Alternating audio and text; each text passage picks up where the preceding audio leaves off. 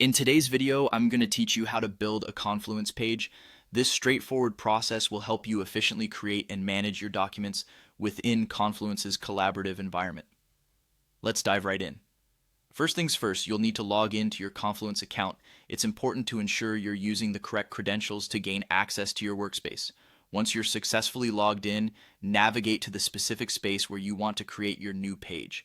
Spaces in Confluence act as containers for your pages and help keep related content organized. Now that you're in the right space, you'll see a plus button, which is typically labeled Create. This is your starting point for making a new page.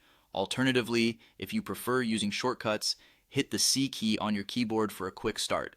Upon clicking this, the editor will open, presenting you with a couple of options to begin crafting your content. You have the choice to start with a blank page, ideal for those who wish to start from scratch and structure freeform content intuitively. Alternatively, Confluence provides a variety of templates tailored for specific types of documents such as meeting notes, how-to guides, or product requirements. To explore these, click on Templates in the toolbar and browse through the options to find one that suits your needs. Once you've settled on your starting point, it's time to add content. Confluence offers a rich text editor equipped with macros and slash commands that streamline the formatting process. You can use these tools to enhance the design and functionality of your page significantly. To input basic text or headings, simply type as you normally would. Use commands such as H1, H2, or LH3 to introduce different heading levels, providing a clean professional structure.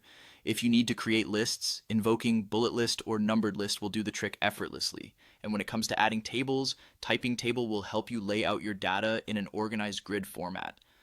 Linking is another critical feature you might want to utilize. Simply highlight the text you intend to link and then press Ctrl+K on Windows or CMD+K on Mac to set up your hyperlink. This function is invaluable for connecting related content within your Confluence documentation or directing readers to external resources. Finally, you'll want to format and style your content to enhance readability. Access the toolbar to apply bold, italic, underline, or even color changes to emphasize key points. Once you're satisfied with your content and format, it's time to make your page live. Hit publish and provided you have the necessary permissions, your page will become visible to others who have access to the space. And there you have it. Creating a Confluence page allows you to build and manage content effectively, facilitating better collaboration and productivity within your team. Happy documenting.